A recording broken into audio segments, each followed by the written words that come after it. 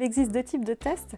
Le premier test s'appelle le test diagnostique, test virologique en fait. On l'appelle aussi le test RT-PCR. C'est un test donc, de diagnostic et qui va permettre simplement de dire au moment où vous faites le test si vous êtes contaminé ou pas par le virus, si vous êtes infecté par le virus. Donc ça, c'est le test qui est un peu connu actuellement par rapport à son mode de prélèvement puisqu'il s'effectue sur un prélèvement naso-pharyngé qui est réalisé par écouvillon et qui va donc permettre de savoir si une personne est infectée à un instant T. Ça reste le test de référence actuellement. Il est réalisé sur prescription médicale à partir du moment où on a des symptômes évocateurs de la maladie ou alors à partir du moment où on est personne contact d'une personne qui a été déclarée positive. Donc ce qui est important de savoir en lien avec ce test, c'est que c'est dans ce cadre-là que l'on demande à tout agent dans la collectivité qui a des symptômes, notamment s'il les déclare sur le lieu de travail, mais d'une manière générale s'il a des symptômes, de bien se signaler au service qualité de vie et santé au travail pour que l'on puisse déjà l'accompagner, l'aider avec le médecin de prévention sur les démarches médicales qu'il devra faire et puis aussi pour que l'on puisse informer ses collègues, c'est donc les fameuses personnes contacts potentielles, et que l'on puisse orienter également les collègues vers les prises en charge nécessaires et notamment les tests.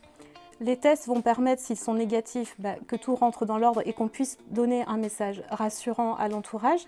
Et puis, si le test est positif, pour la personne malade, il y aura un congé maladie ordinaire et 100 jours de carence, donc il n'y aura pas de difficulté particulière pour l'agent.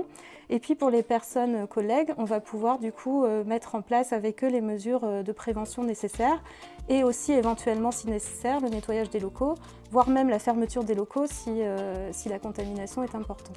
Donc ces tests-là ont une place centrale pour les mesures de prévention qui sont à poursuivre, à continuer sur les semaines à venir. Donc, le deuxième type de test qui existe, c'est ce qu'on appelle les tests sérologiques. Depuis le 21 mai dernier, il y a une liste de tests qui a été validée par les autorités sanitaires sur leur fiabilité. Donc ils vont pouvoir être réalisés dans les laboratoires. Les tests sérologiques, ça nous permet de savoir si on a été en contact un jour avec le virus et si on a développé une immunité vis-à-vis de ce virus. Le test sérologique va être fait sur un prélèvement sanguin. On va rechercher les anticorps qui ont été produits par le corps en contact avec le virus. Les indications principales pour effectuer ces tests, elles sont de deux ordres. La première, c'est toutes les personnes qui auraient eu des symptômes évocateurs de la maladie Covid-19, mais pour lesquelles le premier test, le test de référence, était négatif. Donc ça va permettre de confirmer peut-être une exposition au virus. Et puis la deuxième indication, c'est pour les personnels soignants et puis les personnels qui travaillent dans les hébergements. Par exemple les EHPAD, ça peut être aussi les centres de détention par exemple, et puis les hébergements de malades, puisque ce sont des personnes qui ont une forte probabilité d'avoir été exposées à des personnes malades et contaminées. À l'heure actuelle, il reste une forte part de ce qu'on appelle des faux positifs sur ces tests. On est à 30%. Ça veut dire que sur 100 personnes qui vont faire le test, il y en a 30 pour lesquelles on va leur dire un résultat positif, donc vous êtes immunisés, alors qu'en fait, elles n'ont jamais été en contact avec le virus.